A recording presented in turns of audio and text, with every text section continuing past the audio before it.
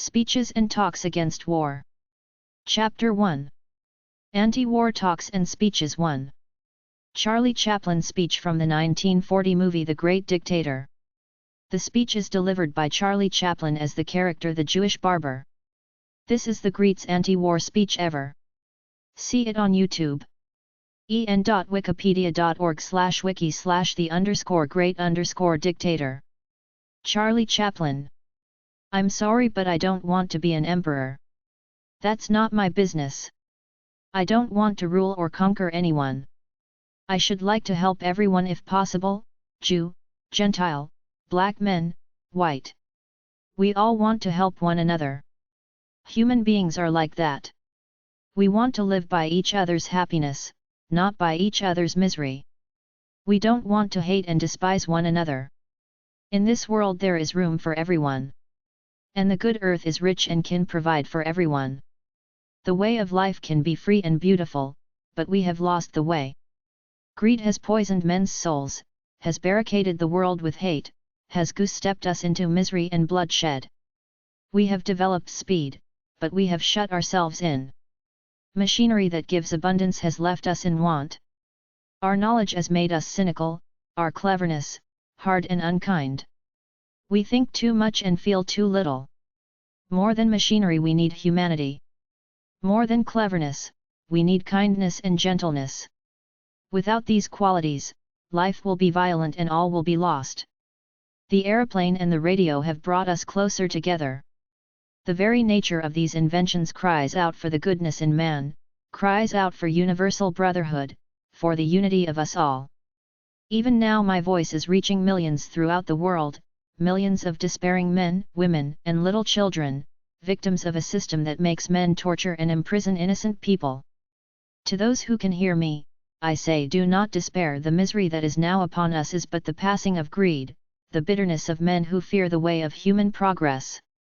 The hate of men will pass and dictators die, and the power they took from the people will return to the people. And so long as men die, liberty will never perish.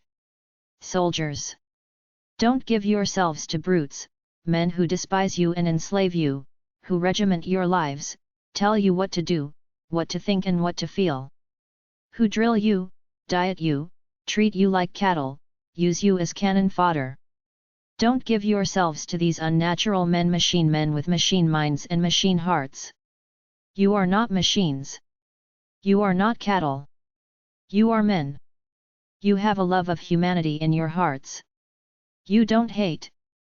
Only the unloved hate, the unloved and the unnatural. Soldiers, don't fight for slavery. Fight for liberty. In the 17th chapter of St. Luke, it's written, the kingdom of God is within man, not one man nor a group of men, but in all men. In you. You, the people, have the power to create machines, the power to create happiness. You, the people, have the power to make this life free and beautiful, to make this life a wonderful adventure. Then in the name of democracy, let us use that power. Let us all unite. Let us fight for a new world, a decent world that will give men a chance to work, that will give youth a future and old age a security. By the promise of these things, brutes have risen to power. But they lie. They do not fulfill their promise. They never will. Dictators free themselves, but they enslave the people. Now let us fight to fulfill that promise. Let us fight to free the world. To do away with national barriers. To do away with greed, with hate and intolerance. Let us fight for a world of reason, a world where science and progress will lead to all men's happiness. Soldiers, in the name of democracy, let us all unite. Charlie Chaplin. The Great Dictator. Carl Sagan, Pale Blue. Speech, 1994. Look again at that dot. That's here. That's home. That's us.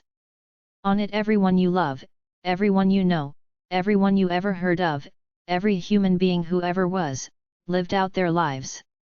The aggregate of our joy and suffering, thousands of confident religions, ideologies, and economic doctrines, every hunter and forager, every hero and coward, every creator and destroyer of civilization, every king and peasant, every young couple in love, every mother and father, hopeful child, inventor and explorer, every teacher of morals, every corrupt politician, every superstar, every supreme leader, every saint and sinner in the history of our species lived there on a mote of dust, suspended in a sunbeam. The Earth is a very small stage in a vast cosmic arena. Think of the rivers of blood spilled by all those generals and emperors so that, in glory and triumph, they could become the momentary masters of a fraction of a dot. Think of the endless cruelties visited by the inhabitants of one corner of this pixel on the scarcely distinguishable inhabitants of some other corner, how frequent their misunderstandings, how eager they are to kill one another, how fervent their hatreds. Our posturings, our imagined self-importance, the delusion that we have some privileged position in the universe, are challenged by this point of pale light. Our planet is a lonely speck in the great enveloping cosmic dark. In our obscurity, in all this vastness, there is no hint that help will come from elsewhere to save us from ourselves. The Earth is the only world known so far to harbor life. There is nowhere else, at least in the near future, to which our species could migrate. Visit, yes. Settle, not yet. Like it or not, for the moment the Earth is where we make our stand. It has been said that astronomy is a humbling and character-building experience. There is perhaps no better demonstration of the folly of human conceits than this distant image of our tiny world. To me, it underscores our responsibility to deal more kindly with one another, and to preserve and cherish the pale blue dot, the only home we've ever. John Kerry's statement before the Senate Foreign Relations Committee, April 22, 1971, Washington, D.C. I would like to say for the record that, and also for the men behind me who are also wearing the uniform and their medals, that my sitting up here is really symbolic. I'm not here as John Kerry. I'm here as one member of a group of 1,000, which is a small representation of a very much larger group of veterans in this country. And were it possible for all of them to sit at this table, they would be here and have the same kind of testimony. I would simply like to speak in very general terms. I apologize if my statement is general because I received notification yesterday you would hear me, and I'm afraid, because of the injunction, I was up most of the night and haven't had a great deal of chance to prepare. I would like to talk representing of all those veterans and say that several months ago in Detroit we had an investigation at which over 150 honorably discharged, and many very highly decorated, veterans testified to war crimes committed in Southeast Asia. These were not isolated incidents but crimes committed on a day-to-day basis with the full awareness of officers at all levels of command. It's impossible to describe to you exactly what did happen in Detroit, the emotions in the room and the feelings of the men who were reliving their experiences in Vietnam. But they did. They relived the absolute horror of what this country, in a sense, made them do. They told the stories of times that they had personally raped, cut off ears, cut off heads, taped wires from portable telephones to human genitals and turned up the power, cut off limbs, blown up bodies, randomly shot at civilians, razed villages in the fashion reminiscent of Genghis Khan, shot cattle and dogs for fun, poisoned food stocks, and generally ravaged the countryside of South Vietnam in addition to the normal ravage of war and the normal and very particular ravaging which is done by the applied bombing power of this country. We call this investigation the Winter Soldier Investigation. The term Winter Soldier is a play on words of Thomas Paine's in 1776 when he spoke of the Sunshine Patriot and summertime soldiers who deserted at Valley Forge because the going was rough. And we who have come here to Washington have come here because we feel we have to be winter soldiers now. We could come back to this country, and we could be quiet, we could hold our silence, we could not tell what went on in Vietnam. But we feel because of what threatens this country, the fact that the crimes threaten it, not reds, not redcoats but the crimes which we're committing are what threaten it, and we have to speak out. I would like to talk to you a little bit about what the result is of the feelings these men carry with them after coming back from Vietnam. The country doesn't know it yet but it's created a monster, a monster in the form of millions of men who have been taught to deal and to trade in violence, and who are given the chance to die for the biggest nothing in history, men who have returned with a sense of anger and a sense of betrayal which no one has yet grasped. As a veteran, and one who feels this anger, I'd like to talk about it. We're angry because we feel we have been used in the worst fashion by the administration of this country. In 1970, at West Point, Vice President Agnew said, "Some glamorize the criminal misfits of society while our best men die in Asian rice paddies to preserve the freedoms which those misfits abuse." And this was used as a rallying point for our effort in Vietnam. But for us, his boys in Asia whom the country was supposed to support, his statement is a terrible distortion from which we can only draw a very deep sense of revulsion, and hence the anger of some of the men who are here in Washington today. It's a distortion because we in no way considered ourselves the best men of this country, because those he calls misfits were standing up for us in a way that nobody else in this country dared to, because so many who have died would have returned to this country to join the misfits in their efforts to ask for an immediate withdrawal from South Vietnam, because so many of those best men have returned as quadriplegics and amputees, and they lie forgotten in Veterans Administration hospitals in this country which fly the flag which so many have chosen as their own personal symbol. And we cannot consider ourselves America's best men when we were ashamed of and hated what we were called to do in Southeast Asia. In our opinion, and from our experience, there is nothing in South Vietnam, nothing which could happen that realistically threatens the United States of America. And to attempt to justify the loss of one American life in Vietnam, Cambodia, or Laos by linking such loss to the preservation of freedom, which those misfits supposedly abuse, is to us the height of criminal hypocrisy, and it's that kind of hypocrisy which we feel has torn this country apart. We are probably much more angry than that, and I don't want to go into the foreign policy aspects because I'm outclassed here. I know that all of you have talked about every possible alternative to getting out of Vietnam. We understand that. We know that you've considered the seriousness of the aspects to the utmost level, and I'm not going to try and deal on that. But I want to relate to you the feeling which many of the men who've returned to this country express, because we are probably angriest about all that we were told about Vietnam and about the mystical war against communism. We found that not only was it a civil war, an effort by a people who had for years been seeking their liberation from any colonial influence whatsoever, but also we found that the Vietnamese, whom we had enthusiastically molded after our own image, were hard put to take up the fight against the threat we were supposedly saving them from. We found that most people didn't even know the difference between communism and democracy. They only wanted to work in rice paddies without helicopters strafing them and bombs with napalm burning their villages and tearing their country apart. They wanted everything to do with the war, particularly with this foreign presence of the United States of America, to leave them alone in peace, and they practiced the art of survival by siding with whichever military force was present at a particular time, be it Viet Cong, North Vietnamese, or American. We found also that all too often American men were dying in those rice paddies for want of support from their allies. We saw firsthand how monies from American taxes was used for a corrupt dictatorial regime. We saw that many people in this country had a one-sided idea of who was kept free by our flag, as blacks provided the highest percentage of casualties. We saw Vietnam ravaged equally by American bombs as well as by search and destroy missions, as well as by Viet Cong terrorism, and yet we listened while this country tried to blame all of the havoc on the Viet Cong. We rationalized destroying villages in order to save them. We saw America lose her sense of morality as she accepted very coolly my lie and refused to give up the image of American soldiers that hand out chocolate bars and chewing gum.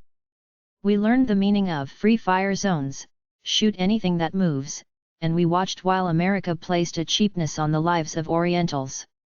We watched the United States falsification of body counts, in fact the glorification of body counts. We listened while month after month we were told the back of the enemy was about to break. We fought using weapons against Oriental human beings, with quotation marks around that. We fought using weapons against those people which I do not believe this country would dream of using were we fighting in a European theater, or let us say a non-third world people theater. And so we watched while men charged up hills because a general said that hill has to be taken. And after losing one platoon or two platoons they marched away to leave the hill for the reoccupation by the North Vietnamese, because we watched pride allow the most unimportant of battles to be blown into extravaganzas, because we couldn't lose, and we couldn't retreat, and because it didn't matter how many American bodies were lost to prove that point. And so there were Hamburger Hills and Key Sands and Hill 881s and Fire Base SIXS and so many others. And now we're told that the men who fought there must watch quietly while American lives are lost so that we can exercise the incredible arrogance of Vietnamizing the Vietnamese. Each day, each. Committee Chair, Senator Fulbright, I hope you won't interrupt. He's making a very significant statement. And let him proceed. Mr. Kerry, each day to facilitate the process by which the United States washes her hands of Vietnam, someone has to give up his life so that United States doesn't have to admit something that the entire world already knows, so that we can't say that we've made a mistake. Someone has to die so that President Nixon won't be, and these are his words, the first president to lose a war. And we are asking Americans to think about that, because how do you ask a man to be the last man to die in Vietnam? How do you ask a man to be the last man to die for a mistake? But we're trying to do that, and we're doing it with thousands of rationalizations, and if you read carefully the President's last speech to the people of this country, you can see that he says, and says clearly. But the issue, gentlemen, the issue is communism, and the question is whether or not we will leave that country to the communists or whether or not we will try to give it hope to be a free people. But the point is they're not a free people now, under us. They're not a free people. And we cannot fight communism all over the world, and I think we should have learnt that lesson by now. But the problem of veterans goes beyond this personal problem, because you think about a poster in this country with a picture of Uncle Sam and the picture says I want you, and a young man comes out of high school and says, that's fine. I'm going to serve my country, and he goes to Vietnam and he shoots and he kills and he does his job, or maybe he doesn't kill, maybe he just goes and he comes back. When he gets back to this country he finds that he isn't really wanted, because the largest unemployment figure in the country, it varies depending on who you get it from, the Veterans Administration 15%, various other sources 22%, but the largest figure of unemployed in this country are veterans of this war. And of those veterans 33% of the unemployed are black. That means 1 out of every 10 of the nation's unemployed is a veteran of Vietnam. The hospitals across the country won't or can't meet their demands. It's not a question of not trying. They haven't got the appropriations. A man recently died after he had a tracheotomy in California, not because of the operation but because there weren't enough personnel to clean the mucus out of his tube and he suffocated to death. Another young man just died in a New York VA hospital the other day. A friend of mine was lying in a bed 2 beds away and tried to help him, but he couldn't. They rang a bell and there was no one there to service that man, and so he died of convulsions. 57%, I understand 57% of all those entering VA hospitals talk about suicide. Some 27% have tried, and they try because they come back to this country and they have to face what they did in Vietnam, and then they come back and find the indifference of a country that doesn't really care, And suddenly we are faced with a very sickening situation in this country because there's no moral indignation, and if there is it comes from people who are almost exhausted by their past indignancies, and I know that many of them are sitting in front of me. The country seems to have lied, lain down and accepted something as serious as Laos, just as we calmly shrugged off the loss of 700,000 lives in Pakistan, the so-called greatest disaster of all times. But we are here as veterans to say that we think we are in the midst of the greatest disaster of all times now because they are still dying over there, and not just Americans, Vietnamese, and we are rationalizing leaving that country so that those people can go on killing each other for years to come.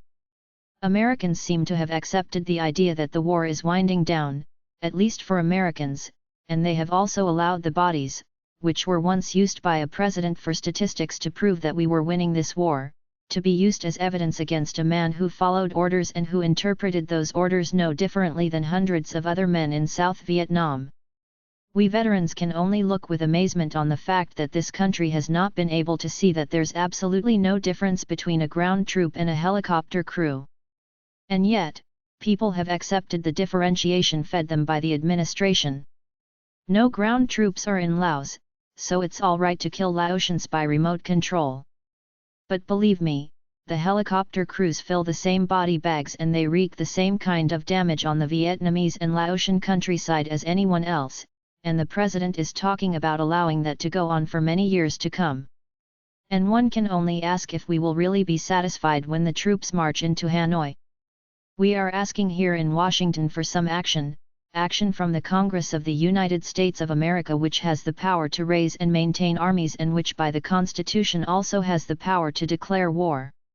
We've come here, not to the president, because we believe that this body can be responsive to the will of the people, and we believe that the will of the people says that we should be out of Vietnam now. We're here in Washington also to say that the problem of this war is not just a question of war and diplomacy. It's part and parcel of everything that we are trying as human beings to communicate to people in this country, the question of racism, which is rampant in the military, and so many other questions also, the use of weapons, the hypocrisy in our taking umbrage in the Geneva Conventions and using that as justification for continuation of this war, when we are more guilty than any other body of violations of those Geneva Conventions, in the use of free fire zones, harassment, interdiction fire, search and destroy missions, the bombings, the torture of prisoners, the killing of prisoners, accepted policy by many units in South Vietnam. That's what we're trying to say. It's part and parcel of everything. An American Indian friend of mine who lives on the Indian nation of Alcatraz put it to me very succinctly. He told me how as a boy on an Indian reservation he had watched television and he used to cheer the cowboys when they came in and shot the Indians. And then suddenly one day he stopped in Vietnam and he said, "My God, I'm doing to these people the very same thing that was done to my people," and he stopped. And that's what we're trying to say, that we think this thing has to end. We're also here to ask, we are here to ask and we're here to ask vehemently, where are the leaders of our country? Where is the leadership? We're here to ask, where are McNamara, Rostow, Bundy4, Kilpatrick 5, and so many others? Where are they now that we the men whom they sent off to war have returned? These are commanders who have deserted their troops and there is no more serious crime in the law of war. The army says they never leave their wounded. The Marines say they never leave even their dead. These men have left all the casualties and retreated behind a pious shield of public rectitude. They've left the real stuff of their reputations, bleaching behind them in the sun in this country. And finally, this administration has done us the ultimate dishonor. They've attempted to disown us and the sacrifices we made for this country. In their blindness and fear, they have tried to deny that we are veterans or that we served in Nam. We do not need their testimony. Our own scars and stumps of limbs are witness enough for others and for ourselves. We wish that a merciful God could wipe away our own memories of that service as easily as this administration has wiped their memories of us. And all that they have done and all that they can do by this denial is to make more clear than ever our own determination to undertake one last mission, to search out and destroy the last vestige of this barbaric war, to pacify our own hearts, to conquer the hate and fear that have driven this country these last 10 years and more, and more. And so, in 30 years from now our brothers go down the street without a leg, without an arm or a face, and small boys ask why, we will be able to say Vietnam and not mean a desert, not a filthy obscene memory but mean instead the place where America finally turned and where soldiers like us helped it in the turning. Thank you. AmericanRhetoric.com. Vince Emanuel, Iraq War Vet Speech. Vince Emanuel made this speech in Sydney on July 10, 2013. This are edited highlights from it. And I tried hard to be proud of my service but all I could feel was shame. Racism could no longer mask the reality of the occupation. These were people. These were human beings. I've since been plagued by guilt any time I see an elderly man. Like the one who couldn't walk, who we rolled onto a stretcher and told the Iraqi police to take him away. I feel guilt anytime I see a mother with her children, like the one who cried hysterically and screamed that we were worse than Saddam as we forced her from her home. I feel guilt anytime I see a young girl, like the one I grabbed by the arm and dragged into the street. We were told we were fighting terrorists. The real terrorist was me, and the real terrorism is this occupation. Racism within the military has long been an important tool to justify the destruction and occupation of another country. It's long been used to justify the killing, subjugation, and torture of another people. Racism is a vital weapon employed by this government. It is a more important weapon than a rifle, a tank, a bomber, or a battleship. It's more destructive than an artillery shell, or a bunker buster or a tomahawk missile.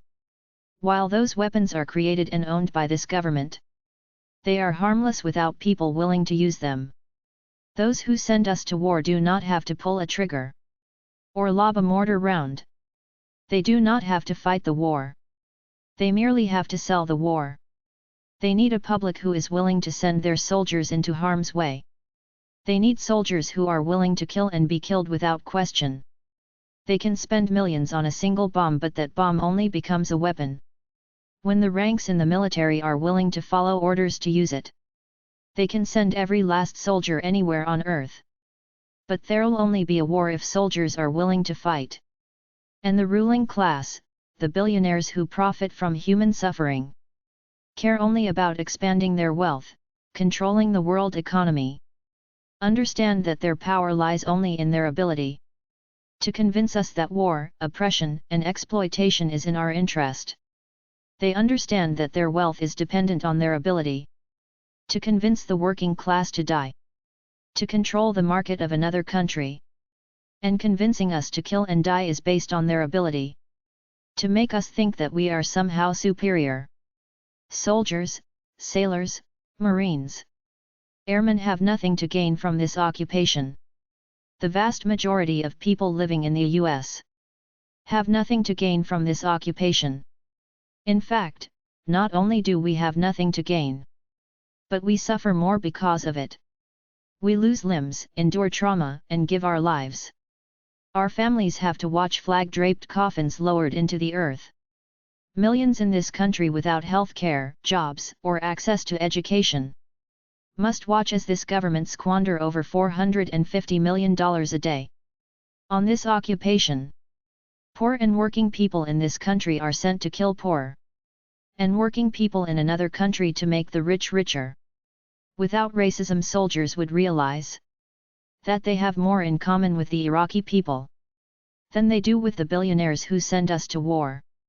I threw families onto the street in Iraq, only to come home and find families thrown onto the street in this country. In this tragic, and unnecessary foreclosure crisis, we need to wake up and realize that our real enemies are not in some distant land and not people whose names we don't know and cultures we don't understand. The enemy is people we know very well and people we can identify. The enemy is a system that wages war when it's profitable. The enemy is the CEOs who lay us off our jobs when it's profitable. It's the insurance companies who deny us healthcare when it's profitable. It's the banks who take away our homes when it's profitable. Our enemy is not 5,000 miles away. They are right here at home. If we organize and fight with our sisters and brothers, we can stop this war. We can stop this government. And we can create a better world. If tyranny and oppression come to this land, it will be in the guise of fighting a foreign enemy. The loss of liberty at home is to be charged to the provisions against danger real or imagined from abroad. James Madison. Chapter 2. Anti-War Talks and Speeches 2. The Zygone Inversion, Doctors Who's Speech, TV Show. This is a basic transcript of the doctor's speech at the end of the episode, The Zygone Inversion. The doctor, you just want cruelty to beget cruelty. You're not superior to people who were cruel to you. You're just a whole bunch of new cruel people. A whole bunch of new cruel people, being cruel to some other people, who'll end up being cruel to you. The only way anyone can live in peace is if they're prepared to forgive. Why don't you break the cycle? Bonnie, why should we? The doctor, what is it that you actually want? Bonnie, war. The doctor, ah. And when this war is over, when you have the homeland free from humans, what do you think it's going to be like? Do you know? Have you thought about it? Have you given it any consideration? Because you're very close to getting what you want. What's it going to be like? Paint me a picture. Are you going to live in houses? Do you want people to go to work? What'll be holidays? Oh. Will there be music? Do you think people will be allowed to play violins? Who will make the violins? Well? Oh, you don't actually know, do you? Because, just like every other tantruming child in history, Bonnie, you don't actually know what you want. So, let me ask you a question about this brave new world of yours. When you've killed all the bad guys, and it's all perfect and just and fair, when you have finally got it exactly the way you want it, what are you going to do with the people like you? The troublemakers. How are you going to protect your glorious revolution from the next one? Bonnie, we'll win. Doctor, oh, will you? Well, maybe you will win. But nobody wins for long. The wheel just keeps turning. So, come on. Break the cycle. Bonnie, then why are you still talking? The doctor, because I'm trying to get you to see. And I'm almost there. Bonnie, do you know what I see, doctor? A box. A box with everything I need. A 50% chance. Kate, for us, too. The doctor sighs. The doctor, and we're off. Fingers on buzzers. Are you feeling lucky? Are you ready to play the game? Who's going to be quickest? Who's going to be the luckiest? Kate, this is not a game. The doctor, no, it's not a game, sweetheart, and I mean that most sincerely. Bonnie, why are you doing this? Kate, yes, I'd like to know that too. You set this up, why? The doctor, because it's not a game, Kate. This is a scale model of war. Every war ever fought right there in front of you. Because it's always the same. When you fire that first shot, no matter how right you feel, you have no idea who's going to die. You don't know whose children are going to scream and burn. How many hearts will be broken? How many lives shattered? How much blood will spill until everybody does what they're always going to have to do from the very beginning, sit down and talk. Listen to me, listen. I just want you to think. Do you know what thinking is? It's just a fancy word for changing your mind. Bonnie, I will not change my mind. The doctor, then you will die stupid. Alternatively, you could step away from that box. You could walk right out of that door, and you could stand your revolution down. Bonnie, no, I'm not stopping this, doctor. I started it. I will not stop it. You think they'll let me go after what I've done? The doctor, you're all the same, you screaming kids, you know that? Look at me, I'm unforgivable. Well, here's the unforeseeable, I forgive you. After all you've done. I forgive you. Bonnie, you don't understand. You will never understand. The doctor, I don't understand? Are you kidding? Me? Of course I understand. I mean, do you call this a war, this funny little thing? This is not a war. I fought in a bigger war than you will ever know. I did worse things than you could ever imagine, and when I close my eyes, I hear more screams than anyone could ever be able to count. And do you know what you do with all that pain? Shall I tell you where you put it? You hold it tight. Till it burns your hand. And you say this, no one else will ever have to live like this. No one else will ever have to feel this pain. Not on my watch. Kate closes her box. The doctor, thank you. Thank you. Kate, I'm sorry. The doctor, I know. I know, thank you.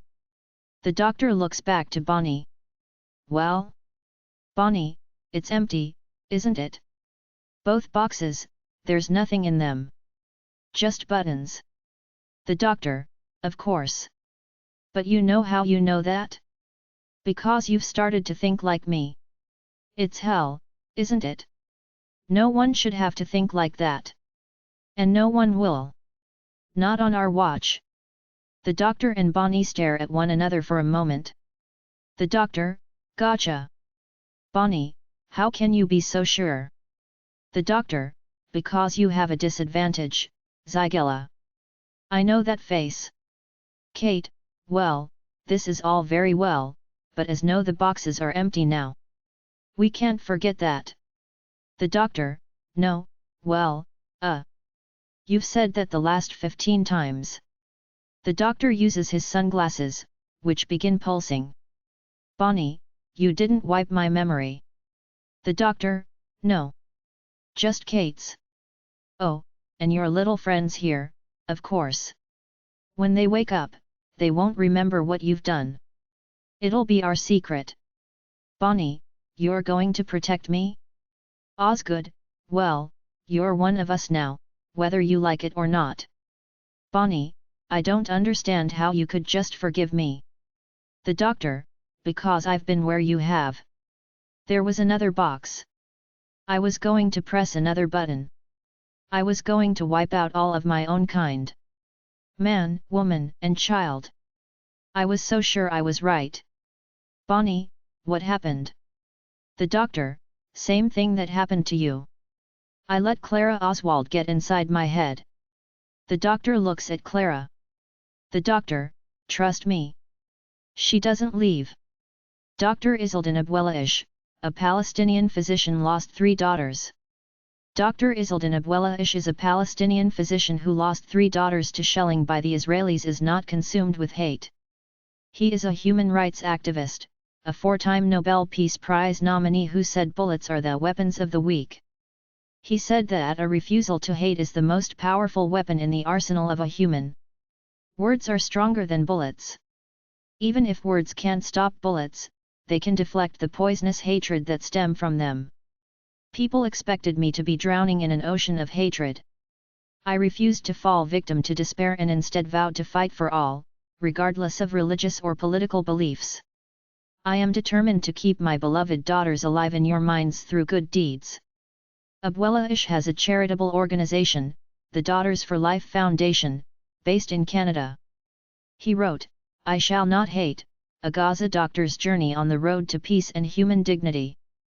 Tragedy can't be the end of our lives. We can't allow it to control and defeat us. Go with faith and hope and without fear. The world is waiting for you. E.V. Debs, The Canton, Ohio Anti-War Speech, 1918. When you read an old speech like this that some guy back then poured his heart into, E.V.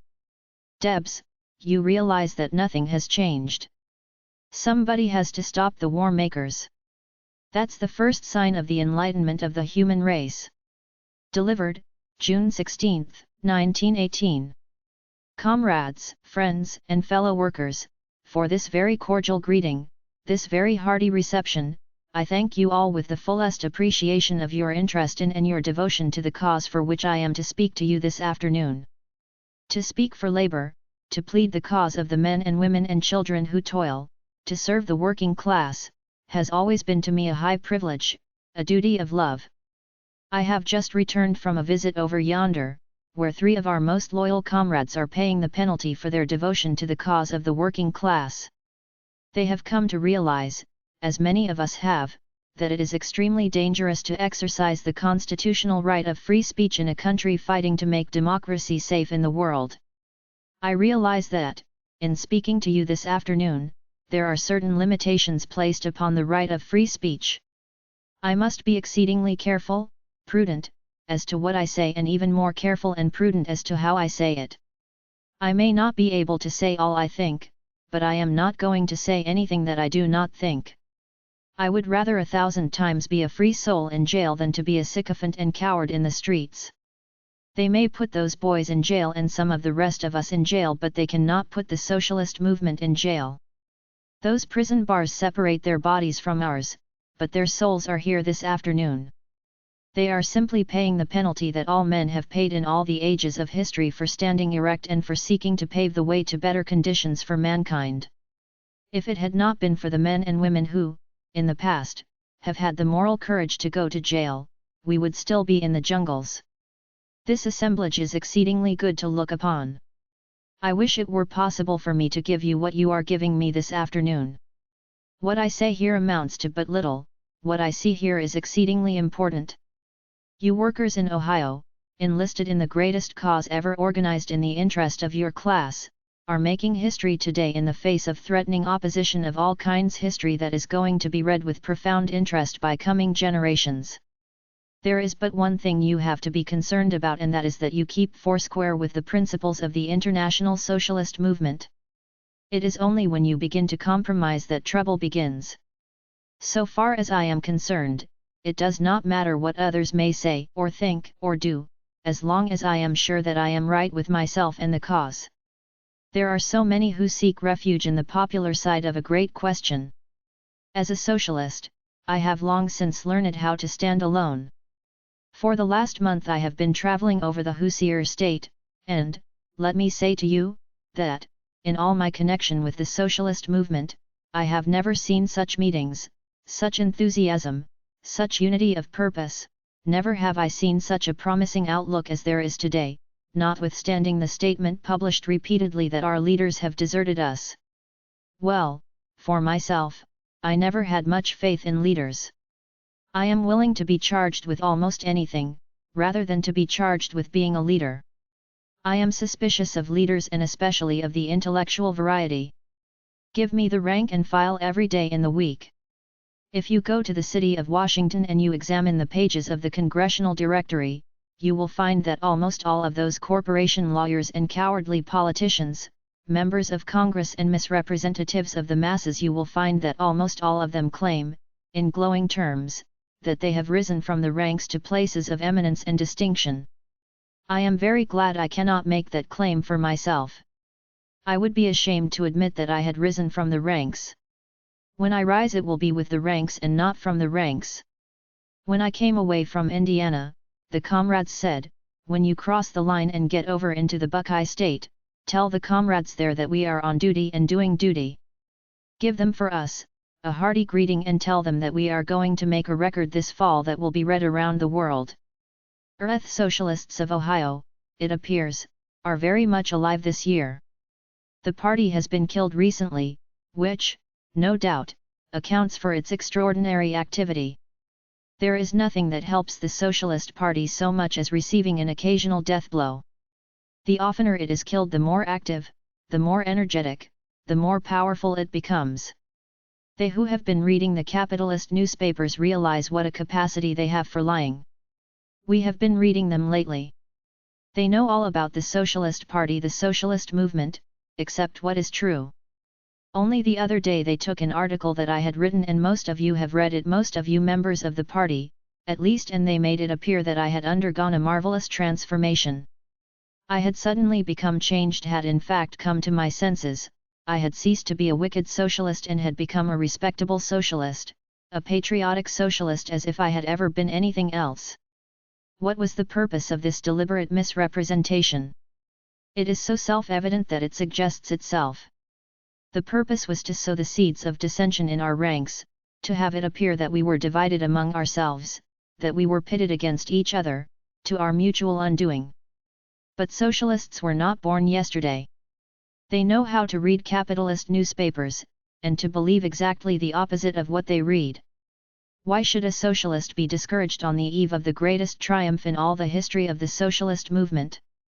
It is true that these are anxious, trying days for us all, testing days for the women and men who are upholding the banner of labor in the struggle of the working class of all the world against the exploiters of all the world, a time in which the weak and cowardly will falter and fail and desert. They lack the fiber to endure the revolutionary test, they fall away, they disappear as if they had never been. On the other hand, they who are animated by the unconquerable spirit of the social revolution, they who have the moral courage to stand erect and assert their convictions, stand by them, fight for them, go to jail or to hell for them, if need be. They are writing their names, in this crucial hour they are writing their names in faceless letters in the history of mankind. Those boys over yonder, those comrades of ours, and how I love them. They are my younger brothers, their very names throb in my heart, thrill in my veins and surge in my soul. I am proud of them, they are there for us, and we are here for them. Their lips, though temporarily mute, are more eloquent than ever before, and their voice, though silent, is heard around the world. Are we opposed to Prussian militarism? Why, we have been fighting it since the day the socialist movement was born, and we are going to continue to fight it, day and night, until it is wiped from the face of the earth. Between us there is no truce, no compromise. But, before I proceed along this line, let me recall a little history, in which I think we are all interested. In 1869, that grand old warrior of the social revolution, the elder Liebknecht, was arrested and sentenced to prison for 3 months, because of his war, as a socialist, on the Kaiser and on the Junkers that rule Germany. In the meantime the Franco-Prussian War broke out. Liebknecht and Babel were the socialist members in the Reichstag. They were the only two who had the courage to protest against taking Alsace-Lorraine from France and annexing it to Germany. And for this they were sentenced 2 years to a prison fortress charged with high treason, because, even in that early day, almost 50 years ago, these leaders, these forerunners of the international socialist movement, were fighting the Kaiser and fighting the Junkers of Germany. They have continued to fight them from that day to this. Multiplied thousands of socialists have languished in the jails of Germany because of their heroic warfare upon the despotic ruling class of that country. Let us come down the line a little farther. You remember that, at the close of Theodore Roosevelt's second term as president, he went over to Africa to make war on some of his ancestors. You remember that, at the close of his expedition, he visited the capitals of Europe, and that he was wined and dined, dignified and glorified by all the Kaisers and Tsars and Emperors of the Old World. He visited Potsdam while the Kaiser was there, and, according to the accounts published in the American newspapers, he and the Kaiser were soon on the most familiar terms.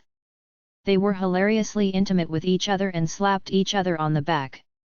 After Roosevelt had reviewed the Kaiser's troops, according to the same accounts, he became enthusiastic over the Kaiser's legions and said, "If I had that kind of an army, I could conquer the world."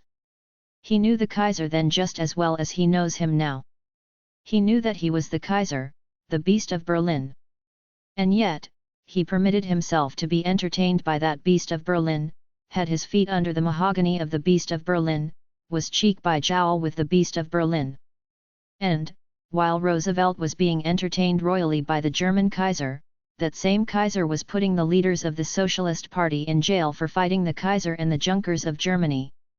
Roosevelt was the guest of honor in the White House of the Kaiser, while the Socialists were in the jails of the Kaiser for fighting the Kaiser. Who then was fighting for democracy? Roosevelt?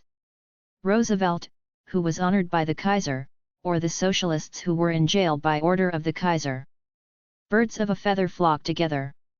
When the newspapers reported that Kaiser Wilhelm and ex-President Theodore recognized each other at sight, were perfectly intimate with each other at the first touch, they made the admission that is fatal to the claim of Theodore Roosevelt, that he is the friend of the common people and the champion of democracy. They admitted that they were kith and kin, that they were very much alike, that their ideas and ideals were about the same. If Theodore Roosevelt is the great champion of democracy, the arch foe of autocracy, what business had he as the guest of honor of the Prussian Kaiser? And when he met the Kaiser and did honor to the Kaiser, under the terms imputed to him, wasn't it pretty strong proof that he himself was a Kaiser at heart? Now, after being the guest of Emperor Wilhelm, the Beast of Berlin, he comes back to this country and wants you to send 10 million men over there to kill the Kaiser, to murder his former friend and pal. Rather queer, isn't it? And yet, he is the patriot and we are the traitors. I challenge you to find a socialist anywhere on the face of the earth who was ever the guest of the Beast of Berlin, except as an inmate of his prison, the elder Liebknecht and the younger Liebknecht, the heroic son of his immortal sire. Oh, a little more history along the same line. In 1902 Prince Henry paid a visit to this country. Do you remember him? I do, exceedingly well. Prince Henry is the brother of Emperor Wilhelm. Prince Henry is another beast of Berlin, an autocrat, an aristocrat, a junker of junkers, very much despised by our American patriots. He came over here in 1902 as the representative of Kaiser Wilhelm. He was received by Congress and by several state legislatures, among others, by the state legislature of Massachusetts, then in session. He was invited there by the capitalist captains of that so-called Commonwealth. And when Prince Henry arrived, there was one member of that body who kept his self-respect, put on his hat, and as Henry, the prince, walked in, that member of the body walked out. And that was James F. Carey, the socialist member of that body. All the rest of the representatives in the Massachusetts legislature, all of them joined in doing honor, in the most servile spirit, to the high representative of the autocracy of Europe. And the only man who left that body, was a socialist. And yet they have the hardihood to claim that they are fighting autocracy and that we are in the service of the German government. A little more history along the same line.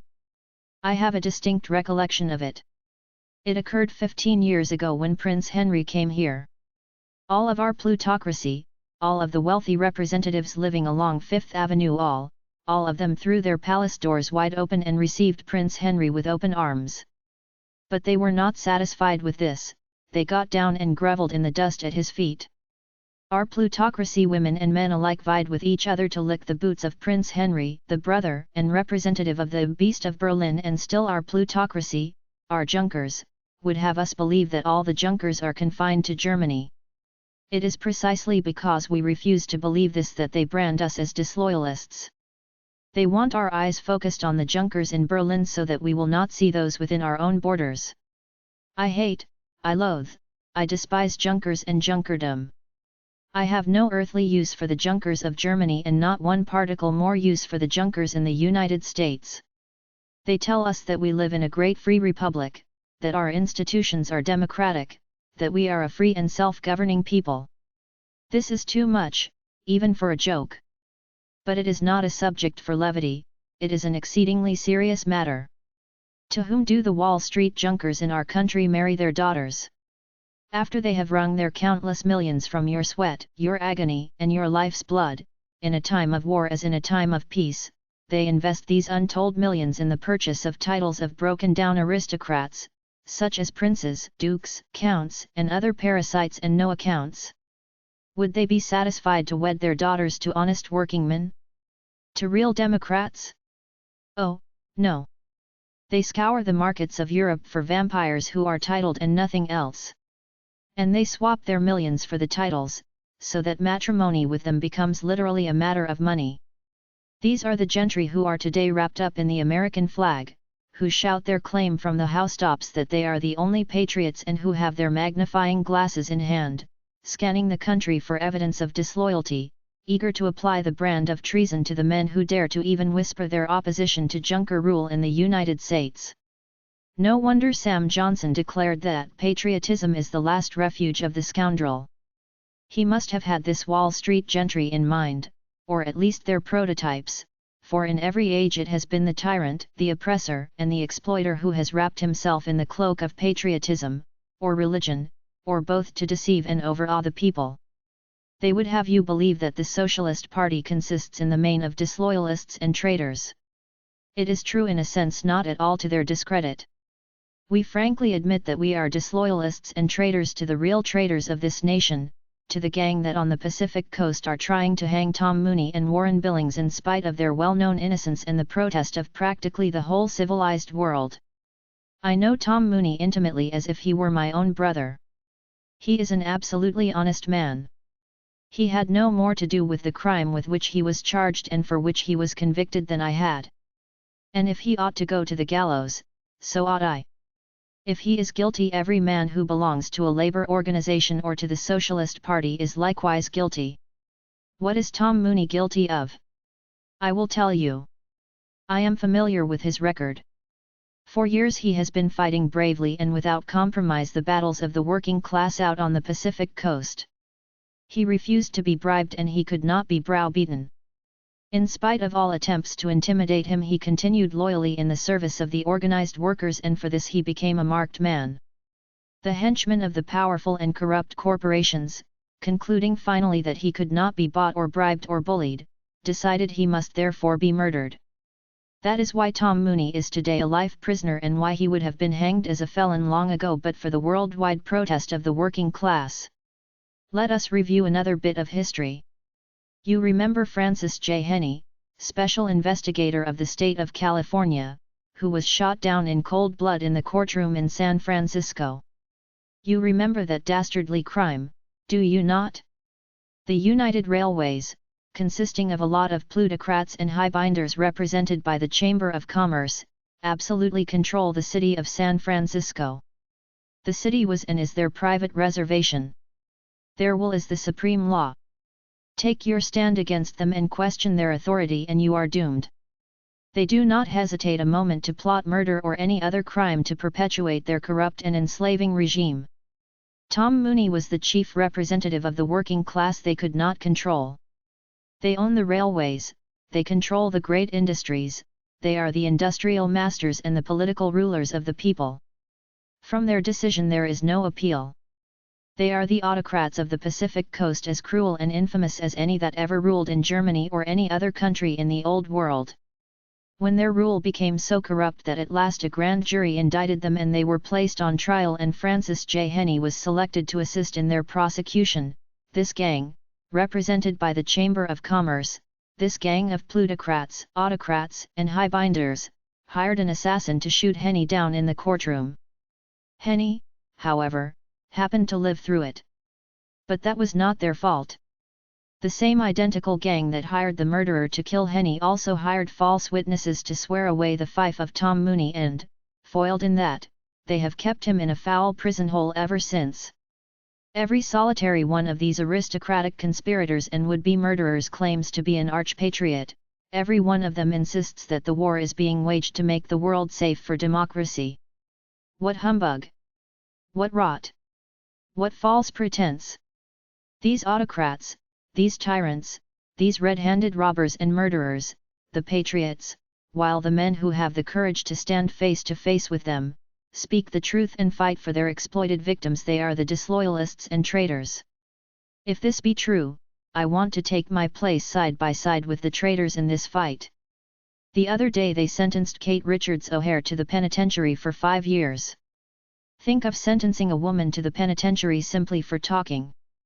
The United States, under plutocratic rule, is the only country that would send a woman to prison for 5 years for exercising the right of free speech. If this be treason, let them make the most of it. Let me review a bit of history in connection with this case. I have known Kate Richards O'Hare intimately for 20 years. I am familiar with her public record. Personally, I know her as if she were my own sister. All who know Mrs. O'Hare know her to be a woman of unquestioned integrity, and they also know that she is a woman of unimpeachable loyalty to the socialist movement. When she went out into North Dakota to make her speech, followed by plainclothes men in the service of the government intent upon effecting her arrest and securing her prosecution and conviction, when she went out there, it was with the full knowledge on her part that sooner or later these detectives would accomplish their purpose. She made her speech, and that speech was deliberately misrepresented for the purpose of securing her conviction. The only testimony against her was that of a hired witness. And when the farmers, the men and women who were in the audience she addressed when they went to Bismarck where the trial was held to testify in her favor, to swear that she had not used the language she was charged with having used, the judge refused to allow them to go upon the stand. This would seem incredible to me if I had not had some experience of my own with federal courts. Who appoints our federal judges? The people? In all the history of the country, the working class have never named a federal judge. There are 121 of these judges, and every solitary one holds his position, his tenure, through the influence and power of corporate capital. The corporations and trusts dictate their appointment. And when they go to the bench, they go, not to serve the people, but to serve the interests that place them and keep them where they are. Why, the other day, by a vote of 5-4, a kind of craps game come 7, come 11, they declared the child labor law unconstitutional, a law secured after 20 years of education and agitation on the part of all kinds of people. And yet, by a majority of 1, the Supreme Court, a body of corporation lawyers, with just one exception, wiped that law from the statute books, and this in our so-called democracy, so that we may continue to grind the flesh and blood and bones of puny little children into profits for the junkers of Wall Street. And this in a country that boasts of fighting to make the world safe for democracy. The history of this country is being written in the blood of the childhood the industrial lords have murdered. These are not palatable truths to them. They do not like to hear them, and what is more, they do not want you to hear them. And that is why they brand us as undesirable citizens and as disloyalists and traitors. If we were actual traitors to the people and to their welfare and progress, we would be regarded as eminently respectable citizens of the Republic, we would hold high office, have princely incomes and ride in limousines, and we would be pointed out as the elect who have succeeded in life in honorable pursuit and worthy of emulation by the youth of the land. It is precisely because we are disloyal to the traitors that we are loyal to the people of this nation. Scott Nearing. You have heard of Scott Nearing. He is the greatest teacher in the United States.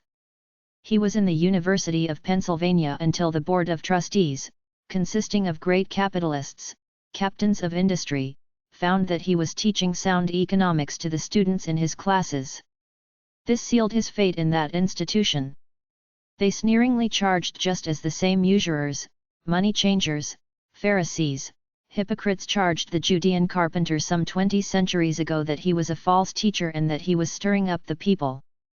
The man of Galilee, the carpenter, the working man who became the revolutionary agitator of his day, soon found himself to be an undesirable citizen in the eyes of the ruling knaves, and they had him crucified. And now their lineal descendants say of Scott Nearing, he is preaching false economics. We cannot crucify him as we did his elder brother, but we can deprive him of employment and so cut off his income and starve him to death or into submission. We will not only discharge him but place his name upon the blacklist and make it impossible for him to earn a living. He is a dangerous man, for he is teaching the truth and opening the eyes of the people, and the truth, oh, the truth has always been unpalatable and intolerable to the class who live out of the sweat and misery of the working class. Max Eastman has been indicted and his paper suppressed, just as the papers with which I have been connected have all been suppressed. What a wonderful compliment they pay us! They are afraid that we may mislead and contaminate you. You are their wards, they are your guardians, and they know what is best for you to read and hear and know. They are bound to see to it that our vicious doctrines do not reach your ears.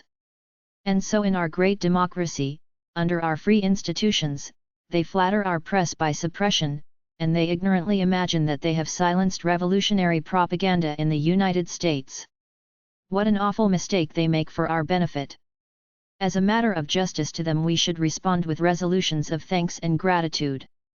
Thousands of people who had never before heard of our papers are now inquiring for and insisting upon seeing them. They have succeeded only in arousing curiosity in our literature and propaganda. And woe to him who reads socialist literature from curiosity. He is surely a goner. I have known of 1,000 experiments but never one that failed. John M. Work. You know John, now on the editorial staff of the Milwaukee Leader. When I first knew him, he was a lawyer out in Iowa. The capitalists out there became alarmed because of the rapid growth of the socialist movement. So they said, we have to find some able fellow to fight this menace. They concluded that John Work was the man for the job, and they said to him, John, you are a bright young lawyer, you have a brilliant future before you. We want to engage you to find out all you can about socialism and then proceed to counteract its baneful effects and check its further growth. John at once provided himself with socialist literature and began his study of the Red Menace, with the result that after he had read and digested a few volumes he was a full-fledged socialist and has been fighting for socialism ever since. Oh, how stupid and short-sighted the ruling class really is. Cupidity is stone-blind. It has no vision.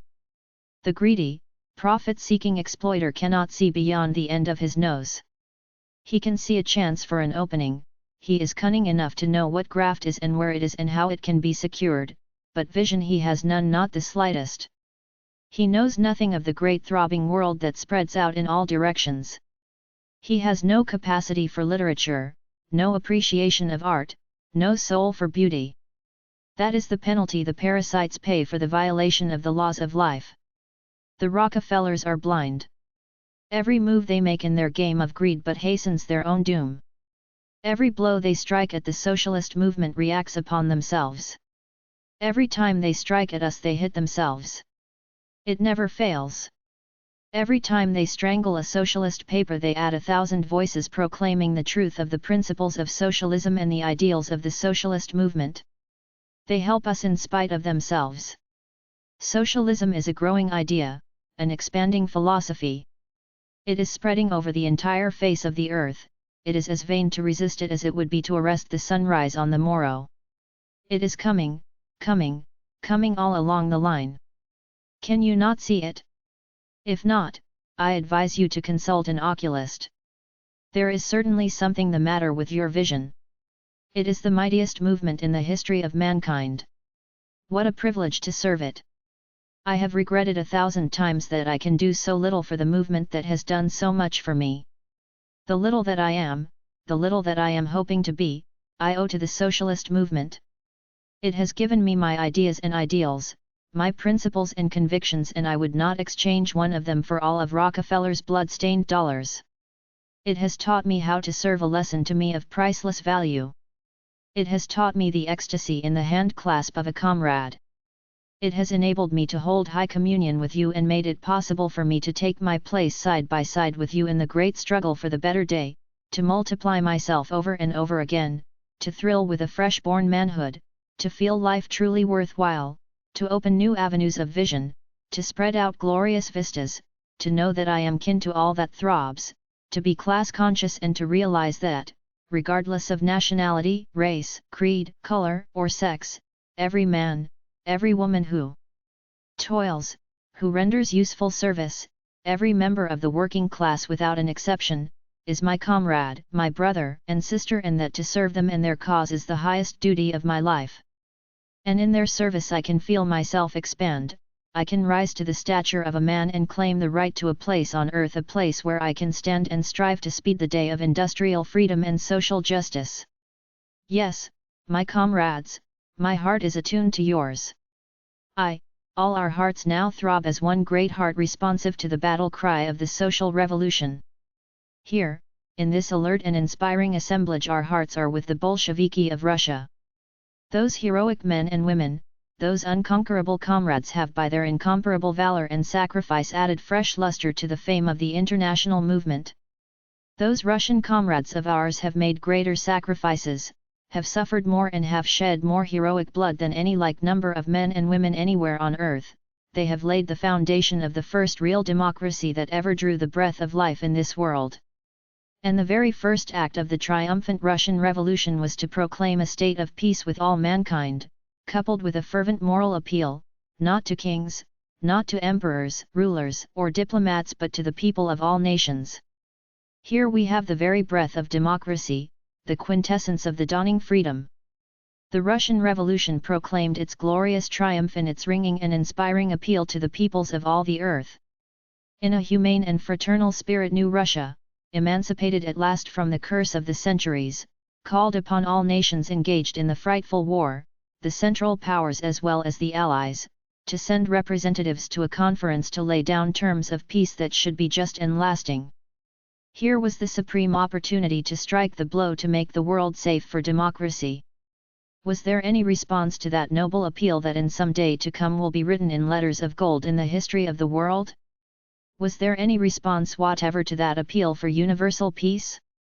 No, not the slightest attention was paid to it by the Christian nations engaged in the terrible slaughter. It has been charged that Lenin and Trotsky and the leaders of the revolution were treacherous, that they made a traitorous peace with Germany. Let us consider that proposition briefly. At the time of the revolution, Russia had been 3 years in the war.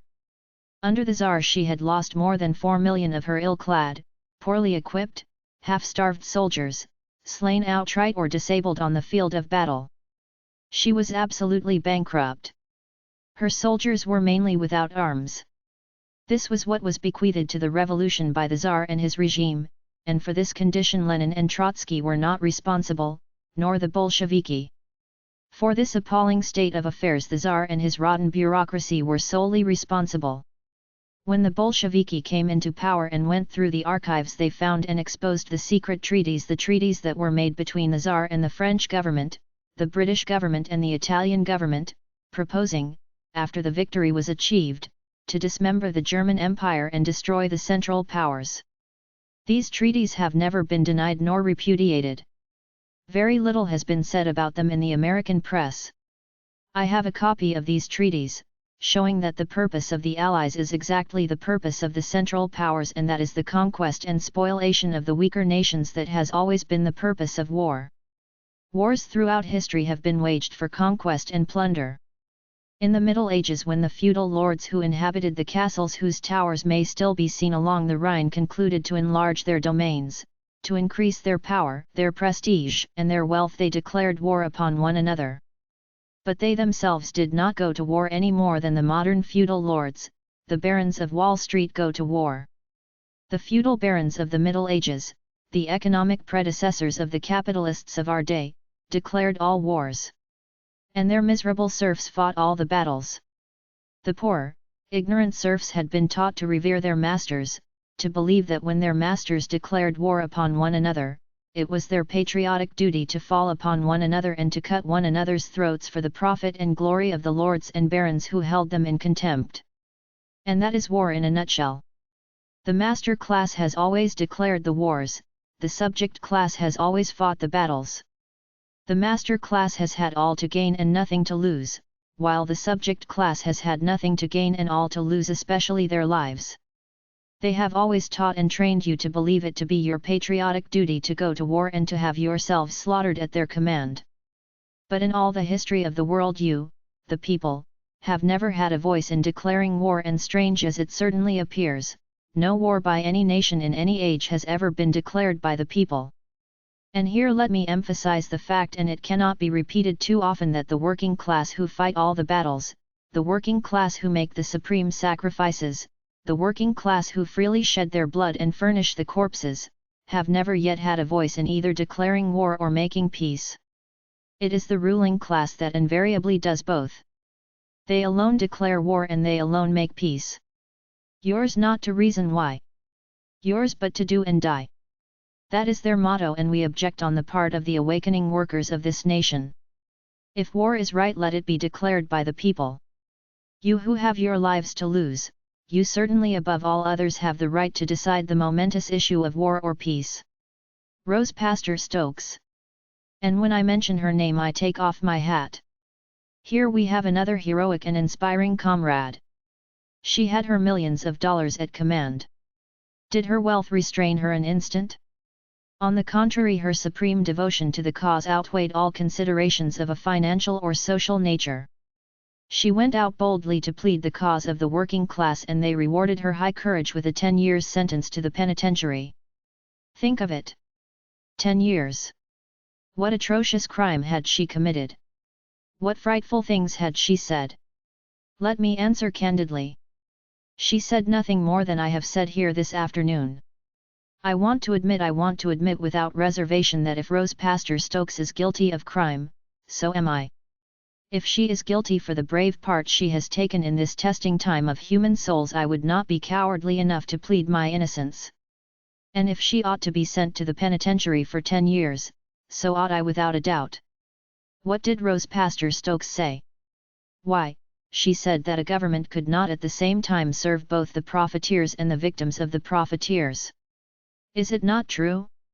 Certainly it is, and no one can successfully dispute it. Roosevelt said 1,000 times more in the very same paper, the Kansas City Star. Roosevelt said vauntingly the other day that he would be heard if he went to jail.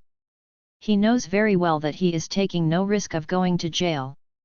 He is shrewdly laying his wires for the Republican nomination in 1920, and he is an adept in making the appeal of the demagogue. He would do anything to discredit the Wilson administration that he may give himself and his party all credit. That is the only rivalry there is between the two old capitalist parties, the Republican Party and the Democratic Party, the political twins of the master class. They are not going to have any friction between them this fall. They are all patriots in this campaign, and they are going to combine to prevent the election of any disloyal socialist. I have never heard anyone tell of any difference between these corrupt capitalist parties. Do you know of any? I certainly do not. The situation is that one is in and the other trying to break in, and that is substantially the only difference between them. Rose Pastor Stokes never uttered a word she did not have a legal, constitutional right to utter. But her message to the people, the message that stirred their thoughts and opened their eyes, that must be suppressed, her voice must be silenced. And so she was promptly subjected to a mock trial and sentenced to the penitentiary for 10 years. Her conviction was a foregone conclusion. The trial of a socialist in a capitalist court is at best a farcical affair. What ghost of a chance had she in a court with a packed jury and a corporation tool on the bench? Not the least in the world. And so she goes to the penitentiary for 10 years if they carry out their brutal and graceful program. For my part, I do not think they will. In fact, I feel sure they will not. If the war were over tomorrow, the prison doors would open to our people. They simply mean to silence the voice of protest during the war. What a compliment it is to the socialist movement to be thus persecuted for the sake of the truth. The truth alone will make the people free. And for this reason the truth must not be permitted to reach the people. The truth has always been dangerous to the rule of the rogue, the exploiter, the robber. So the truth must be ruthlessly suppressed. That is why they are trying to destroy the socialist movement, and every time they strike a blow they add 1,000 new voices to the hosts, proclaiming that socialism is the hope of humanity and has come to emancipate the people from their final form of servitude. How good this sip of cool water from the hand of a comrade! It is as refreshing as if it were out on the desert waste. And how good it is to look into your glowing faces this afternoon. You are really good looking to me, I assure you. And I am glad there are so many of you. Your tribe has increased amazingly since first I came here. You used to be so few and far between. A few years ago when you struck a town, the first thing you had to do was to see if you could locate a socialist, and you were pretty lucky if you struck the trail of one before you left town. If he happened to be the only one and he is still living, he is now regarded as a pioneer and pathfinder, he holds a place of honor in your esteem, and he has lodgment in the hearts of all who have come after him. It is far different now. You can hardly throw a stone in the dark without hitting a socialist. They are everywhere in increasing numbers, and what marvelous changes are taking place in the people. Some years ago I was to speak at Warren in this state. It happened to be at the time that President McKinley was assassinated. In common with all others, I deplored that tragic event. There is not a socialist who would have been guilty of that crime. We do not attack individuals. We do not seek to avenge ourselves upon those opposed to our faith. We have no fight with individuals as such. We are capable of pitying those who hate us. We do not hate them, we know better, we would freely give them a cup of water if they needed it. There is no room in our hearts for hate, except for the system, the social system in which it is possible for one man to amass a stupendous fortune doing nothing, while millions of others suffer and struggle and agonize and die for the bare necessities of existence. President McKinley, as I have said, had been assassinated. I was first to speak at Portsmouth, having been booked there some time before the assassination. Promptly the Christian ministers of Portsmouth met in special session and passed a resolution declaring that Debs, more than any other person, was responsible for the assassination of our beloved president. It was due to the doctrine that Debs was preaching that this crime was committed, according to these patriotic parsons, and so this pious gentry, the followers of the meek and lowly Nazarene, concluded that I must not be permitted to enter the city. And they had the mayor issue an order to that effect. I went there soon after, however. I was to speak at Warren, where President McKinley's double cousin was postmaster. I went there and registered. I was soon afterward invited to leave the hotel. I was exceedingly undesirable that day. I was served with notice that the hall would not be opened and that I would not be permitted to speak. I sent back word to the mayor by the only socialist left in town, and he only remained because they did not know he was there. I sent word to the mayor that I would speak in Warren that night, according to schedule, or I would leave there in a box for the return trip. The Grand Army of the Republic called a special meeting and then marched to the hall in full uniform and occupied the front seats in order to silence me if my speech did not suit them. I went to the hall, however, found it open and made my speech. There was no interruption. I told the audience frankly who was responsible for the president's assassination. I said, as long as there is misery caused by robbery at the bottom, there will be assassination at the top. I showed them, evidently to their satisfaction, that it was their own capitalist system that was responsible, the system that had impoverished and brutalized the ancestors of the poor witless boy who had murdered the president. Yes, I made my speech that night and it was well received, but when I left there I was still an undesirable citizen. Some years later I returned to Warren. It seemed that the whole population was out for the occasion. I was received with open arms. I was no longer a demagogue, no longer a fanatic or an undesirable citizen. I had become exceedingly respectable simply because the socialists had increased in numbers and socialism had grown in influence and power. If ever I become entirely respectable, I shall be quite sure that I have outlived myself. It is the minorities who have made the history of this world.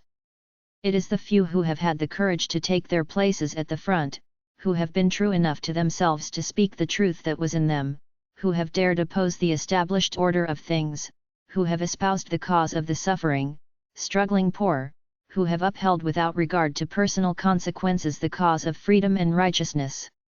It is they, the heroic, self-sacrificing few who have made the history of the race and who have paved the way from barbarism to civilization. The many prefer to remain upon the popular side. They lack the courage and vision to join a despised minority that stands for a principle. They have not the moral fiber that withstands, endures, and finally conquers. They are to be pitied and not treated with contempt, for they cannot help their cowardice.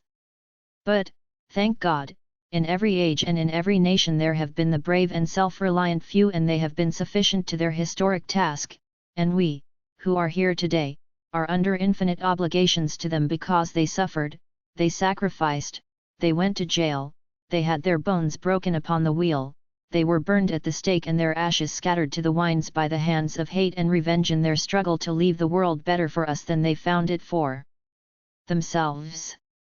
We are under eternal obligations to them because of what they did and what they suffered for us, and the only way we can discharge that obligation is by doing the best we can for those who are to come after us.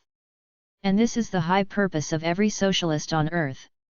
Everywhere they are animated by the same lofty principles, everywhere they have the same noble ideals, everywhere they are clasping hands across national boundary lines, everywhere they are calling one another comrade, the blessed word that springs from the heart of unity and bursts into blossom upon the lips.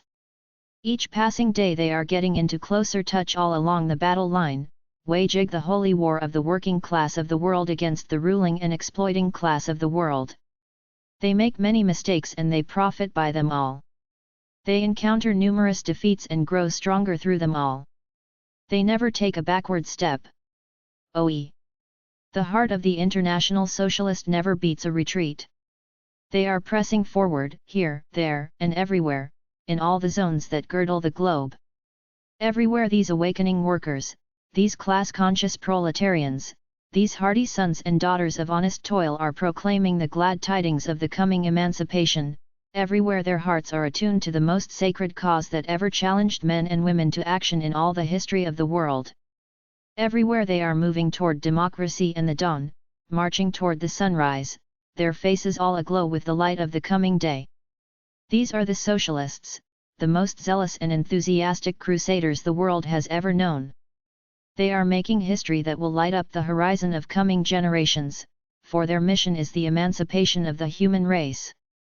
They have been reviled, they have been ridiculed, persecuted, imprisoned, and have suffered death, but they have been sufficient to themselves and their cause, and their final triumph is but a question of time. Do you wish to hasten the day of victory? Join the Socialist Party. Don't wait for the morrow.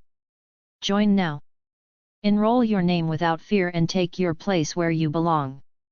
You cannot do your duty by proxy.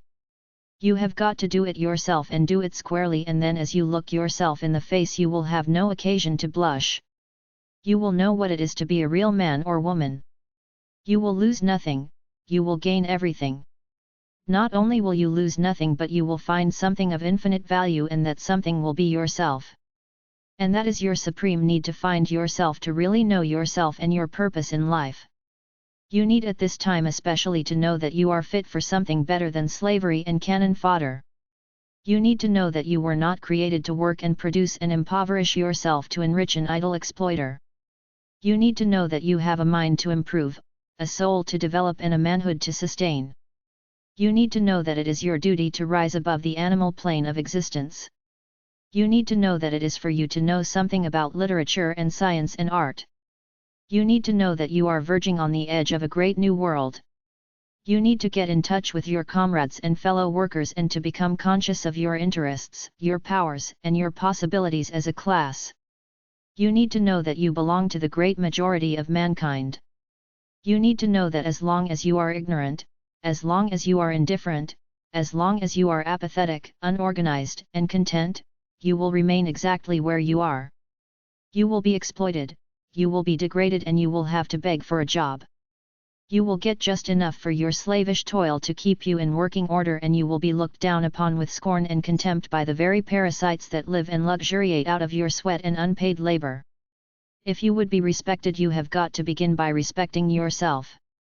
Stand up squarely and look yourself in the face and see a man. Do not allow yourself to fall into the predicament of the poor fellow who, after he had heard a socialist speech, concluded that he too ought to be a socialist. The argument he had heard was unanswerable. Yes, he said to himself, all the speaker said was true, and I certainly ought to join the party. But after a while he allowed his ardor to cool, and he soberly concluded that by joining the party he might anger his boss and lose his job. He then concluded, I can't take the chance. That night he slept alone. There was something on his conscience, and it resulted in a dreadful dream. Men always have such dreams when they betray themselves. A socialist is free to go to bed with a clear conscience. He goes to sleep with his manhood, and he awakens and walks forth in the morning with his self-respect. He is unafraid, and he can look the whole world in the face, without a tremor and without a blush. But this poor weakling who lacked the courage to do the bidding of his reason and conscience was haunted by a startling dream, and at midnight he awoke in terror, bounded from his bed and exclaimed, My God, there is nobody in this room. He was absolutely right. There was nobody in that room. How would you like to sleep in a room that had nobody in it? It is an awful thing to be nobody. That is certainly a state of mind to get out of, the sooner the better. There is a great deal of hope for Baker, Ruthenberg, and Wagenknecht, who are in jail for their convictions, but for the fellow that is nobody there is no pardoning power. He is in for life. Anybody can be nobody, but it takes a man to be somebody. To turn your back on the corrupt Republican Party and the still more corrupt Democratic Party, the gold dust lackeys of the ruling class, counts for still more after you have stepped out of those popular and corrupt capitalist parties to join a minority party that has an ideal, that stands for a principle and fights for a cause. This will be the most important change you have ever made, and the time will come when you will thank me for having made the suggestion. It was the day of days for me. I remember it well. It was like passing from midnight darkness to the noontide light of day. It came almost like a flash and found me ready. It must have been in such a flash that great, seething, throbbing Russia, prepared by centuries of slavery and tears and martyrdom, was transformed from a dark continent to a land of living light. There is something splendid, something sustaining and inspiring in the prompting of the heart to be true to yourself and to the best you know, especially in a crucial hour of your life. You are in the crucible today, my socialist comrades. You are going to be tried by fire, to what extent no one knows. If you are weak-fibered and faint-hearted, you will be lost to the socialist movement. We will have to bid you goodbye. You are not the stuff of which revolutions are made. We are sorry for you unless you chance to be an intellectual. The intellectuals, many of them, are already gone. No loss on our side nor gain on the other. I am always amused in the discussion of the intellectual phase of this question. It is the same old standard under which the rank and file are judged. What would become of the sheep if they had no shepherd to lead them out of the wilderness into the land of milk and honey? Oh, yes, I am your shepherd and yet are my mutton. They would have us believe that if we had no intellectuals we would have no movement. They would have our party, the rank and file, controlled by the intellectual bosses as the Republican and Democratic parties are controlled. These capitalist parties are managed by intellectual leaders and the rank and file are sheep that follow the bellwether to the shambles. In the Republican and Democratic parties you of the common herd are not expected to think. That is not only unnecessary but might lead you astray. That is what the intellectual leaders are for. They do the thinking and you do the voting. They ride in carriages at the front where the band plays and you tramp in the mud, bringing up the rear with great enthusiasm. The capitalist system affects to have great regard and reward for intellect and the capitalists give themselves full credit for having superior brains. When we have ventured to say that the time would come when the working class would rule they have bluntly answered never, it requires brains to rule the workers of course have none. And they certainly try hard to prove it by proudly supporting the political parties of their masters under whose administration they are kept in poverty and servitude. The government is now operating its railroads for the more effective prosecution of the war. Private ownership has broken down utterly and the government has had to come to the rescue. We have always said that the people ought to own the railroads and operate them for the benefit of the people. We advocated that 20 years ago. But the capitalists and their henchmen emphatically objected. You have got to have brains to run the railroads, they tauntingly retorted. Well, the other day Mikado, the Governor-General of the railroads under government operation, discharged all the high-salaried presidents and other supernumeraries. In other words, he fired the brains bodily and yet all the trains have been coming and going on schedule time. Have you noticed any change for the worse since the brains are gone? It is a brainless system now, being operated by hands. But a good deal more efficiently than it had been operated by so-called brains before. And this determines infallibly the quality of their vaunted, high-priced capitalist brains. It is the kind you can get at a reasonable figure at the marketplace. They have always given themselves credit for having superior brains and given this as the reason for the supremacy of their class. It is true that they have the brains that indicates the cunning of the fox, the wolf, but as for brains denoting real intelligence and the measure of intellectual capacity they are the most woefully ignorant people on earth. Give me 100 capitalists just as you find them here in Ohio and let me ask them a dozen simple questions about the history of their own country and I will prove to you that they are as ignorant and unlettered as any you may find in the so-called lower class. They know little of history, they are strangers to science, they are ignorant of sociology and blind to art but they know how to exploit, how to gouge, how to rob and do it with legal sanction. They always proceed legally for the reason that the class which has the power to rob upon a large scale has also the power to control the government and legalize their robbery. I regret that lack of time prevents me from discussing this phase of the question more at length. They are continually talking about your patriotic duty. It is not their but your patriotic duty that they are concerned about. There is a decided difference. Their patriotic duty never takes them to the firing line or chucks them into the trenches. And now among other things they are urging you to cultivate war gardens, while at the same time a government war report just issued shows that practically 52% of the arable, tillable soil is held out of use by the landlords, speculators, and profiteers. They themselves do not cultivate the soil. They could not if they would. Nor do they allow others to cultivate it. They keep it idle to enrich themselves, to pocket the millions of dollars of unearned increment. Who is it that makes this land valuable while it is fenced in and kept out of use? It is the people. Who pockets this tremendous accumulation of value? The landlords. And these landlords who toil not and spin not are supreme among American patriots. In passing, I suggest that we stop a moment to think about the term landlord. Landlord. Lord of the land.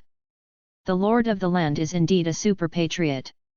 This lord who practically owns the earth tells you that we are fighting this war to make the world safe for democracy. He who shuts out all humanity from his private domain, he who profiteers at the expense of the people who have been slain and mutilated by multiplied thousands, under pretense of being the great American patriot. It is he, this identical patriot, who is in fact the archenemy of the people. It is he that you need to wipe from power. It is he who is a far greater menace to your liberty and your well-being than the Prussian Junkers on the other side of the Atlantic Ocean. 52% of the land kept out of use, according to their own figures. They tell you that there is an alarming shortage of flour and that you need to produce more. They tell you further that you have got to save wheat so that more can be exported for the soldiers who are fighting on the other side, while half of your tillable soil is held out of use by the landlords and profiteers. What do you think of that? Again, they tell you there is a coal famine now in the state of Ohio. The state of Indiana, where I live, is largely underlaid with coal. There is practically an inexhaustible supply. The coal is banked beneath our very feet. It is within touch, all about us, all we can possibly use and more. And here are the miners, ready to enter the mines. Here is the machinery ready to be put into operation to increase the output to any desired capacity. And 3 weeks ago a national officer of the United Mine Workers issued and published a statement to the Labor Department of the United States government to the effect that the 600,000 coal miners in the United States at this time, when they talk about a coal famine, are not permitted to work more than half-time. I have been around over Indiana for many years. I have often been in the coal fields. Again and again I have seen the miners idle while at the same time there was a scarcity of coal. They tell you that you ought to buy your coal right away, that you may freeze next winter if you do not. At the same time they charge you 3 prices for your coat. Oh, yes, this ought to suit you perfectly if you vote the Republican or Democratic ticket and believe in the private ownership of the coal mines and their operation for private profit. The coal mines now being privately owned, the operators want a scarcity of coal so they can boost their prices and enrich themselves accordingly. If an abundance of coal were mined, there would be lower prices, and this would not suit the mine owners. Prices soar and profits increase when there is a scarcity of coal. It is also apparent that there is collusion between the mine owners and the railroads. The mine owners declare there are no cars while the railroad men insist that there is no coal. And between them they delude, defraud, and rob the people. Let us illustrate a vital point. Here is the coal in great deposits all about us, here are the miners and the machinery of production. Why should there be a coal famine upon the one hand and an army of idle and hungry miners on the other hand? Is it not an incredibly stupid situation, an almost idiotic if not criminal state of affairs? We socialists say, take possession of the mines in the name of the people. Set the miners at work and give every miner the equivalent of all the coal he produces. Reduce the workday in proportion to the development of productive machinery. That would at once settle the matter of a coal famine and of idle miners. But that is too simple a proposition, and the people will have none of it. The time will come, however, when the people will be driven to take such action, for there is no other efficient and permanent solution of the problem. In the present system the miner, a wage slave, gets down into a pit 300 or 400 feet deep. He works hard and produces a ton of coal. But he does not own an ounce of it. That coal belongs to some mine-owning plutocrat who may be in New York or sailing the high seas in his private yacht, or he may be hobnobbing with royalty in the capitals of Europe, and that is where most of them were before the war was declared. The industrial captain, so-called, who lives in Paris, London, Vienna, or some other center of gaiety does not have to work to revel in luxury. He owns the mines, and he might as well own the miners. That is where you workers are, and where you will remain as long as you give your support to the political parties of your masters and exploiters. You vote these miners out of a job and reduce them to corporation vassals and paupers. We socialists say, take possession of the mines, call the miner to work and return to him the equivalent of the value of his product. He can then build himself a comfortable home, live in it, enjoy it with his family. He can provide himself and his wife and children with clothes, good clothes not shoddy, wholesome food in abundance, education for the children and the chance to live the lives of civilized human beings, while at the same time the people will get coal at just what it costs to mine it. Of course that would be socialism as far as it goes. But you are not in favor of that program. It is too visionary because it is so simple and practical. So you will have to continue to wait until winter is upon you before you get your coal and then pay 3 prices for it because you insist upon voting a capitalist ticket and giving your support to the present wage-slave system. The trouble with you is that you are still in a capitalist state of mind. Lincoln said, if you want that thing, that is the thing you want, and you will get it to your heart's content. But some good day you will wake up and realize that a change is needed and wonder why you did not know it long before. Yes, a change is certainly needed, not merely a change of party but a change of system, a change from slavery to freedom and from despotism to democracy, wide as the world. When this change comes at last, we shall rise from brutehood to brotherhood, and to accomplish it we have to educate and organize the workers industrially and politically, but not along the zigzag craft lines laid down by Gompers, who through all of his career has favored the master class. You never hear the capitalist press speak of him nowadays except in praise and adulation. He has recently come into great prominence as a patriot. You never find him on the unpopular side of a great issue. He is always conservative, satisfied to leave the labor problem to be settled finally at the banqueting board with Elihu Root, Andrew Carnegie, and the rest of the plutocratic civic federationists. When they drink wine and smoke scab cigars together, the labor question is settled so far as they are concerned. And while they are praising Gompers, they are denouncing the IWW. There are few men who have the courage to say a word in favor of the IWW. I have. Let me say here that I have great respect for the IWW. Far greater than I have for their infamous detractors. Listen. There has just been published a pamphlet called The Truth About the I.W.W.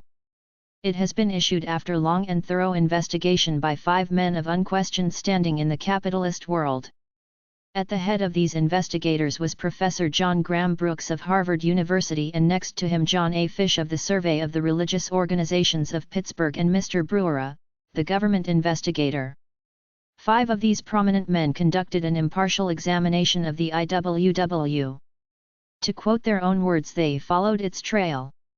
They examined into its doings beginning at Bisbee, where the patriots, the cowardly businessmen, the arch-criminals, made up the mob that deported 1,200 workingmen under the most brutal conditions, charging them with being members of the IWW when they knew it to be false. It is only necessary to label a man I.W.W. to have him lynched as they did Praeger, an absolutely innocent man. He was a socialist and bore a German name, and that was his crime. A rumor was started that he was disloyal, and he was promptly seized and lynched by the cowardly mob of so-called patriots. War makes possible all such crimes and outrages.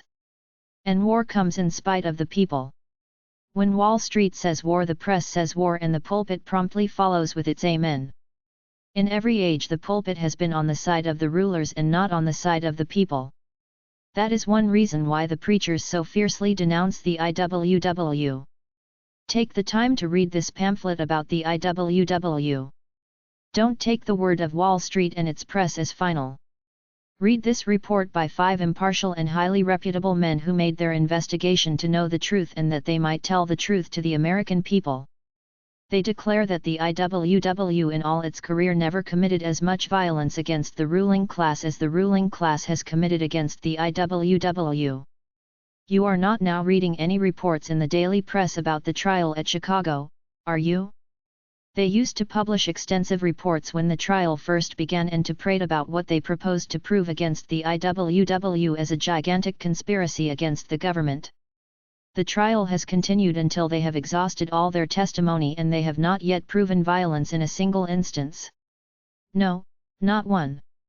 They are utterly without incriminating testimony, and yet 112 men are in the dock after lying in jail for months without the shadow of a crime upon them save that of belonging to the IWW. That is enough, it would seem, to convict any man of any crime and send his body to prison and his soul to hell. Just whisper the name of the IWW. And you are branded as a disloyalist. And the reason for this is wholly to the credit of the I.W.W, for whatever may be charged against it, the IWW has always fought for the bottom dog. And that is why Haywood is despised and prosecuted while Gompers is lauded and glorified by the same gang. Now what you workers need is to organize, not along craft lines but along revolutionary industrial lines. All of you workers in a given industry, regardless of your trade or occupation, should belong to one and the same union. Political action and industrial action must supplement and sustain each other. You will never vote the Socialist Republic into existence. You will have to lay its foundations in industrial organization. The industrial union is the forerunner of industrial democracy. In the shop where the workers are associated is where industrial democracy has its beginning. Organize according to your industries. Get together in every department of industrial service. United and acting together for the common good, your power is invincible. When you have organized industrially, you will soon learn that you can manage as well as operate industry. You will soon realize that you do not need the idle masters and exploiters. They are simply parasites. They do not employ you as you imagine, but you employ them to take from you what you produce, and that is how they function in industry. You can certainly dispense with them in that capacity. You do not need them to depend upon for your jobs. You can never be free while you work and live by their sufferance. You must own your own tools, and then you will control your own jobs, enjoy the products of your own labor, and be free men instead of industrial slaves. Organize industrially and make your organization complete. Then unite in the Socialist Party. Vote as you strike and strike as you vote. Your union and your party embrace the working class. The Socialist Party expresses the interests, hopes and aspirations of the toilers of all the world. Get your fellow workers into the industrial union and the political party to which they rightly belong, especially this year, this historic year in which the forces of labor will assert themselves as they never have before. This is the year that calls for men and women who have courage, the manhood and womanhood to do their duty. Get into the Socialist Party and take your place in its ranks, help to inspire the weak and strengthen the faltering, and do your share to speed the coming of the brighter and better day for us all. When we unite and act together on the industrial field, and when we vote together on election day, we shall develop the supreme power of the one class that can and will bring permanent peace to the world. We shall then have the intelligence, the courage, and the power for our great task. In due time, industry will be organized on a cooperative basis. We shall conquer the public power. We shall then transfer the title deeds of the railroads, the telegraph lines, the mines, mills, and great industries to the people in their collective capacity. We shall take possession of all these social utilities in the name of the people. We shall then have industrial democracy. We shall be a free nation whose government is of and by and for the people. And now for all of us to do our duty. The clarion call is ringing in our ears, and we cannot falter without being convicted of treason to ourselves and to our great cause. Do not worry over the charge of treason to your masters, but be concerned about the treason that involves yourselves. Be true to yourself, and you cannot be a traitor to any good cause on earth. Yes, in good time we are going to sweep into power in this nation and throughout the world. We are going to destroy all enslaving and degrading capitalist institutions and recreate them as free and humanizing institutions. The world is daily changing before our eyes. The sun of capitalism is setting, the sun of socialism is rising. It is our duty to build the new nation and the free republic. We need industrial and social builders. We socialists are the builders of the beautiful world that is to be. We are all pledged to do our part. We are challenging you this afternoon in the name of your own manhood and womanhood to join us and do your part. In due time the hour will strike, and this great cause triumphant, the greatest in history, will proclaim the emancipation of the working class and the brotherhood of all mankind.